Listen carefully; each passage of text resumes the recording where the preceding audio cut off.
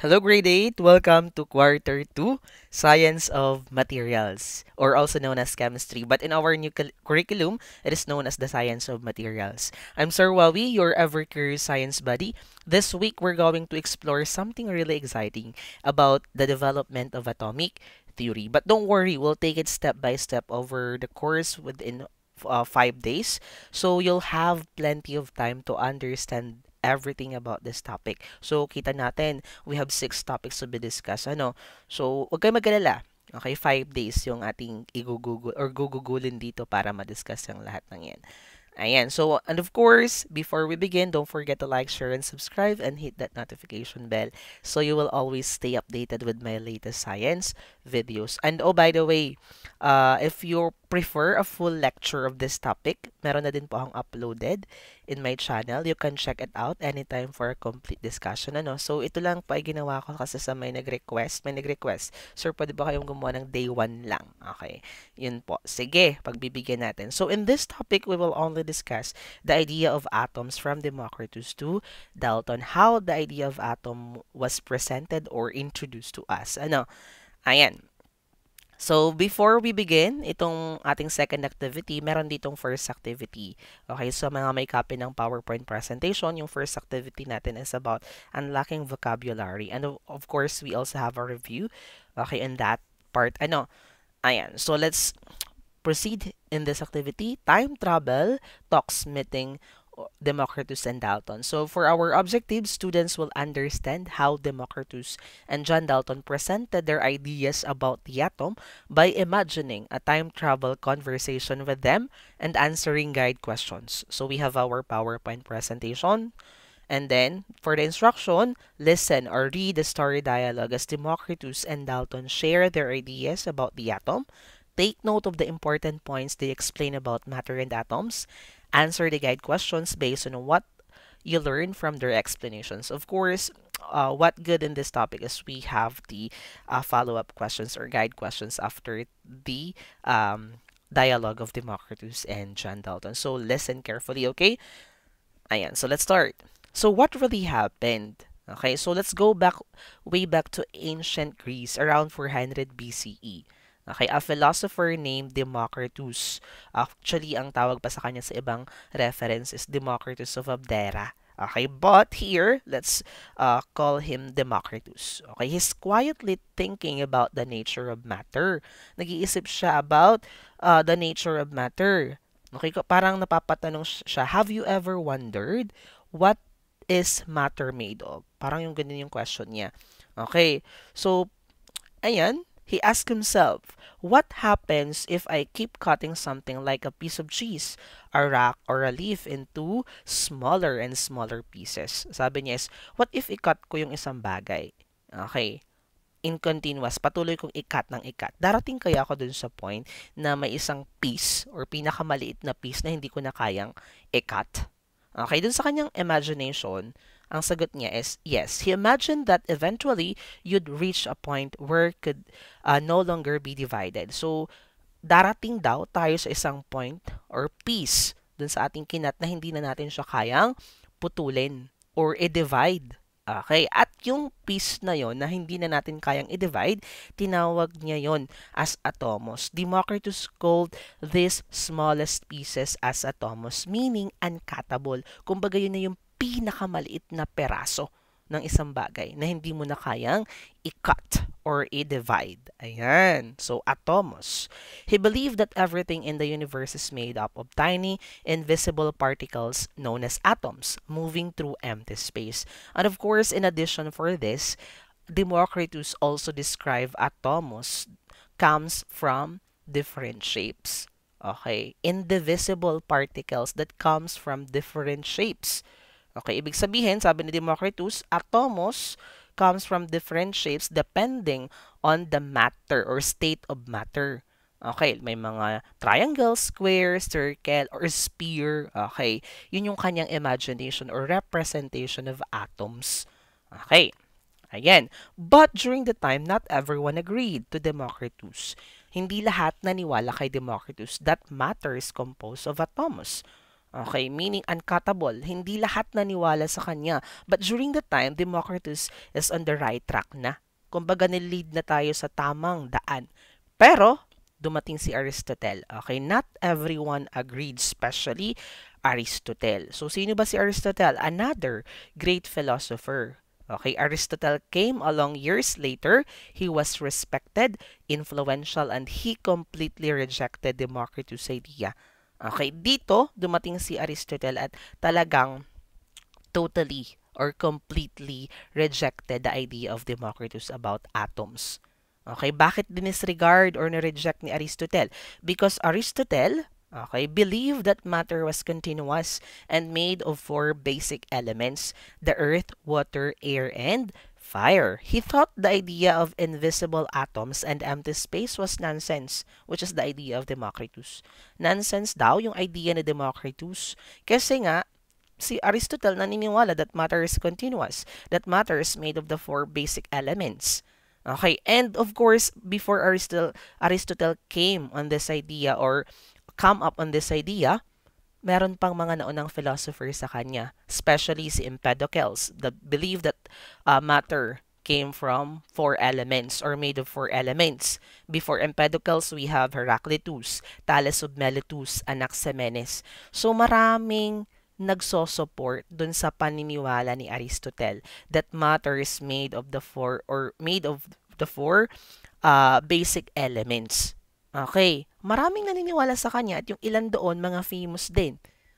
Hindi lang po si Aristotle ang nag-reject sa idea ni Democritus. Kasali din diyan si Plato. At sino ba tong mga to? Mga influential philosopher during that time. At syempre, pag ikaw ay influential, ikaw talaga yung paniniwalaan ng ibang tao. Sino ba si Democritus? Novice. Okay, simple lang. Ayan. Okay. So, and since Aristotle was more famous and influential, most people believe him, not Democritus. Ayan yung sinasabi natin. Even up to now, di ba? Okay, if we are going to relate the situation of Democritus in this current time, pag ikaw ay sikat, ikaw ang paniniwalaan. Pag ikaw ay simpleng tao or your idea is not important or hindi na-highlight kahit ikaw yung nasa tama. Okay, so anyway, humugot pa tayo dun sa part na yun. So, for nearly 2,000 years, Democritus' idea was forgotten until scientists much later rediscovered the atom and proved he was actually in the right track. Okay, ibig sabihin 2,000 years na yung paniniwala ng mga tao is about the four basic elements. That matter is composed of the four basic elements. 2,000 years. Okay, imagine, ang tagal na yun yung paniniwala ng mga tao. Okay, and after 2,000 years, dumating na po yung magpapabago or magre-rediscover ng idea ulit ni Democritus. But before we continue, syempre, let's have a short guide questions.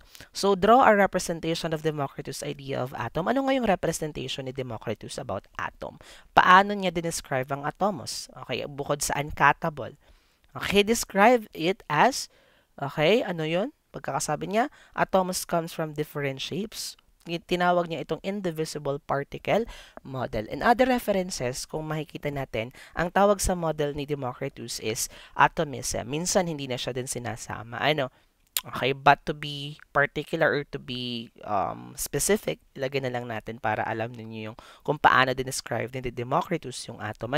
So, second, why do you think Democritus' idea of the atom was disregarded? Who influenced this movement? Bakit nga ba na-disregard or na-reject yung idea ni Democritus about atom? One of the reason is that Democritus' idea was disregarded because it lacks scientific proof. Walang scientific proof. At alam niyo ba that the idea of Democritus is puro lamang po philosophy, imaginations without supporting evidence or scientific evidences. Wala pong nilagay si Democritus. At yun yung kanyang mali doon. Kasi nga sa science, pag wala kang experiment, wala kang scientific evidence, your idea is not valid or considered as not fact. Pag walang scientific evidence. Kailangan supported po siya ng mga scientific evidence. And then, sino ba yung nag-reject kay Democritus? Aristotle. Influenced this by teaching that matter is continuous, not made of atoms. Okay, for the third one, cite other views related to matter which prevailed during the ancient time. Ano ba yung nag-prevailed na idea ng atom? Okay, about atom in ancient Greece. Ano yung nag-prevail? Ano yung namayagpag na idea?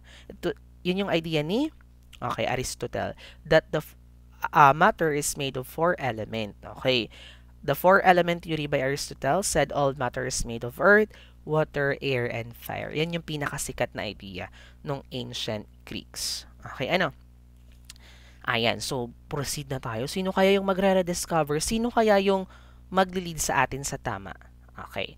Ayan, 2,000 years later, and John Dalton came. Ano? Fast forward about 2,000 years. The world has changed. It's now the early 1800s and science is growing rapidly. Okay, a quiet but brilliant English school teacher and chemist named John Dalton steps into the picture. Dalton began doing experiments with gases and chemicals. Through careful observation, he noticed that elements combined in a fixed ratios, and he thought there must be something small and constant behind this. There must be something small. Ano kaya yun? Okay, ano kaya yung something small na bumubuo sa matter? Ano? And of course, and then John Dalton revived Democritus' ancient idea. He believed atoms were solid, indivisible, similar po kay Democritus, indivisible spheres. Kaso nga lang, may kaibahan na solid spheres. May specific shape na ngayon sa John Dalton about atoms. Solid spheres. Unlike Democritus, that Democritus believed that atoms came from different shapes. Okay, and another, this time, he had scientific evidence which is totally different to Democritus' idea. As Democritus, puro imagination. Si Dalton, okay, may statement, may scientific evidence. Okay. So, ito yung mga na-propose na postulates ni John Dalton about atomic theory. Okay, first, all matter is made of tiny indivisible particles called atoms. Ibig sabihin, pareha sila ni Democritus. He believed that all matter is made of atoms.